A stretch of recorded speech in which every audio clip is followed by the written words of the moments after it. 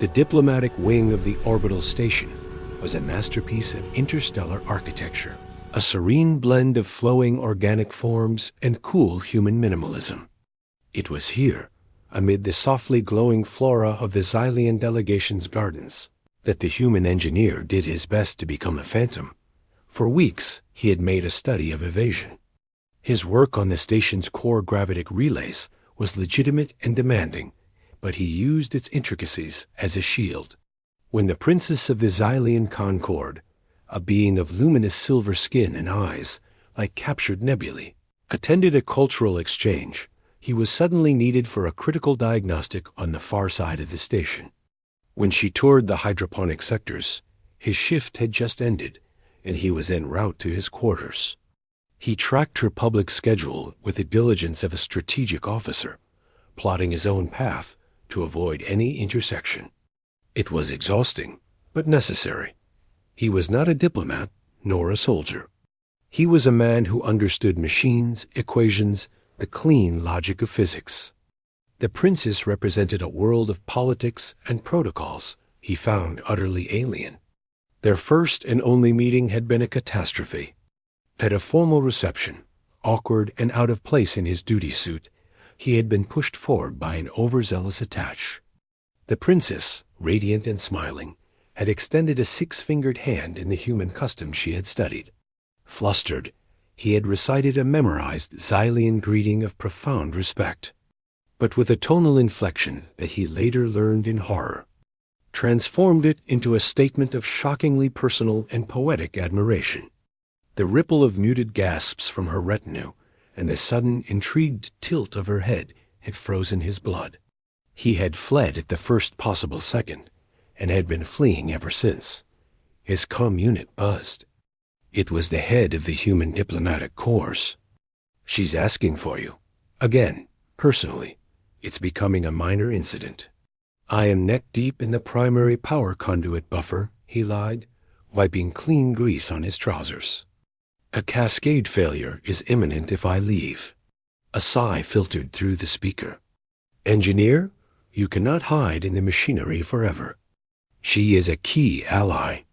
Her continued interest is unconventional, but it is not hostile. This avoidance is becoming an affront." "Understood," he said, and terminated the call. He knew it was unsustainable, but each day he hoped her interest would wane. Redirected toward a more suitable target, a gallant starship captain, an eloquent ambassador, someone who understood the dance of courts and compliments, not the schematics of a fusion reactor. The end came not with a summons, but with an ambush. He was in a lesser-used observation blister, a small dome of transparent alloy overlooking the swirling blue and white of the gas giant the station orbited. It was his sanctuary, a place of quiet and stars. The door behind him whispered open. He assumed it was a maintenance tech and did not turn. "You are very difficult to find," a voice said. It was melodic, each syllable like a note from a crystal harp, but now it was frayed at the edges. He stiffened, his tool hovering over an open panel. Slowly he turned. The princess stood there, alone. Her usual diaphanous robes of state were replaced by a simpler, darker sheath. Her luminous silver skin seemed dulled, and her nebula eyes were wide, their inner light shimmering not with intrigue, but with a film of liquid. She was crying, the tears like tiny spheres of mercury tracing down her cheeks. "You have run from me for 27 station cycles," she said, her voice trembling. "You hide in the walls of this place like a creature afraid of the light. Do you find the sight of me so repulsive?" The engineer's mind, so adept at solving complex problems, blanked. All his protocols failed. No, not repulsive. Never that. Then what? She took a step forward, the tears falling faster. "On my world, the words you spoke. They are not said lightly. They are a seed, a beginning. I waited for you to come and water it. You never came. You vanished. I thought it a human game of chase, so I sought you out. You vanished again. I have inquired. I have sent messages. I have lowered myself to ask your superiors to direct you to me. And you are always in a conduit, or a buffer, or a junction. Her voice broke. Have I misjudged your species so completely? Was it all a mistake? Shame, hot and acidic, flooded him. He saw his actions from her perspective, a profound, culturally significant overture, followed by nothing but a cold, mechanical retreat. He had been trying to avoid embarrassment, but he had caused deep pain. He set his tool down with a soft clink. It was a mistake, he said, his own voice rough with disuse. My mistake. The words I said. I learned them from a cultural database. I practiced the pronunciation. I did not know their weight. I was trying to show respect. I botched it. She stared at him. You spoke the verse of first bloom. It is a verse offered only when one sees the potential of a soul that calls to their own. It is the most sincere compliment my people know. And you call it a botch. He winced. I am an engineer. I work with systems that are logical. If you apply the correct current to the correct node, you get light. If you speak the correct words to a diplomat, you get goodwill. I applied the wrong current. I created a short circuit. I did not mean to offer a seed. I do not know how to tend a garden. The princess was silent for a long moment, studying him as if he were a perplexing new form of life.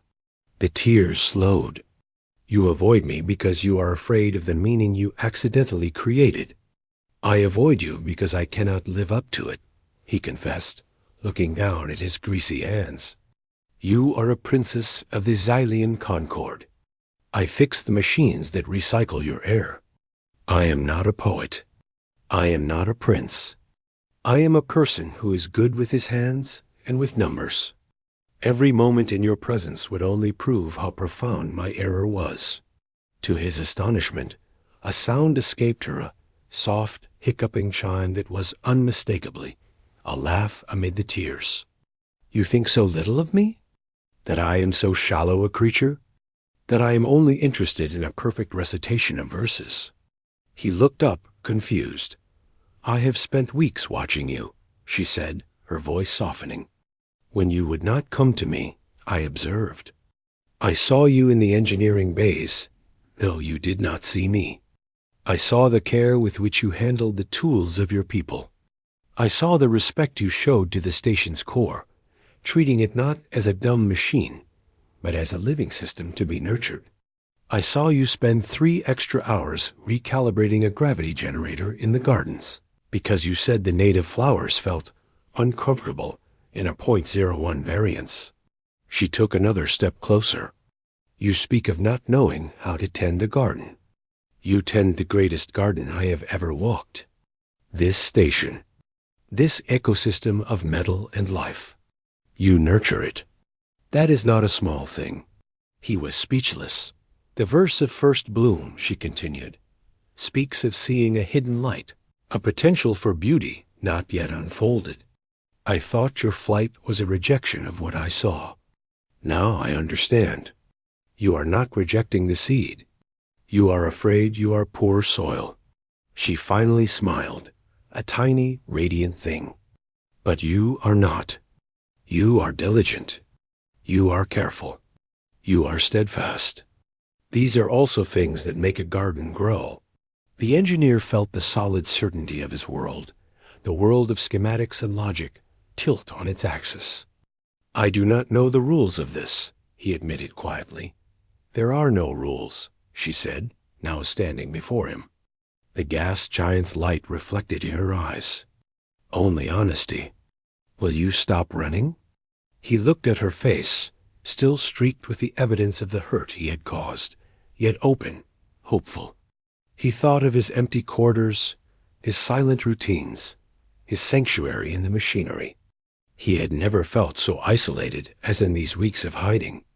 Here was a connection, terrifying and illogical, offered not because of a correct recitation, but in spite of a botched one. He slowly, hesitantly, raised a hand, not to take hers, but to gesture toward the observation window at the vast, beautiful, complex station orbiting the brilliant planet. Would you like me to show you the primary power conduit buffer? It's actually quite beautiful in its way. It was the most honest thing he could think to offer, his world. The princess's smile widened, her light returning. She did not take his hand, but she fell into step beside him. "I would like that very much," she said. "And perhaps you could tell me what a botch truly is." The translation matrix is unclear. As they left the observation blister, the engineer did not look back at the stars. For the first time in weeks, he was not planning an escape route. He was simply walking beside her, wondering how to explain, and ready, finally, to listen.